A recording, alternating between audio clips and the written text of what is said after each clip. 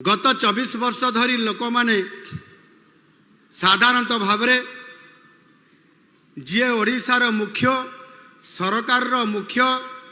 मानवर मुख्यमंत्री तांकर सहित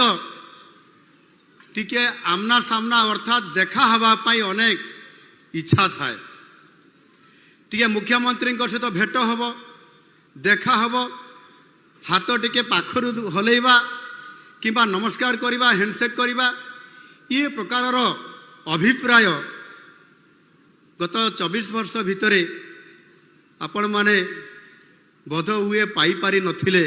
जहाँ मु आज मुख्यमंत्री हला पर जानी पारुछि। सेहि पई आपण माने आख्या कले पीपुल्स सीएम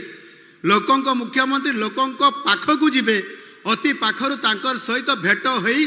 साक्षात हे खुशी मनवा सहित भावर आदान प्रदान करेंगे आउ निजर दुख जनइबे। वास्तविक ये जो गोटे बड़ व्यवधान थिला मु भावुछे व्यवधान टाकू आपण मानकर आज आशीर्वाद कारण महाप्रभु जगन्नाथ आशीर्वाद कारण ए व्यवधान आज बोधे दूर हो जाइछि आपण स्वीकार करेंगे। खाली सेतिकी नुह बहुत समय रे गत सरकार आपणकर जमिति भक्त और भगवान भितर बहुत समय गोटे कम्युनिकेशन गैप कर दियंती बा व्यवधान कर दियंती जमिति पुरी रे चारि द्वार बंद करी भक्त भगवान भितर गोटे व्यवधान कर देइथिले दूरता कर देइथिले। आपण माने निजे ही समस्त तार अनुभव करिसंती एवं आपण माने दाबी करिथिले जे भक्त और भगवान भितर दूरता बा व्यवधान आ रहिबो नाही भक्त और भगवान एक हेबे आ सेहि आपण मान आशीर्वाद रे आम सरकार आसीबार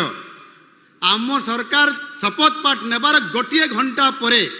आपण मान आशीर्वाद रे कैबिनेट बैठक बसागला एवं गोटे घंटा भीतर निष्पत्ति निगला जे सेहि दिन आर दिन सकाळ पाहांतारे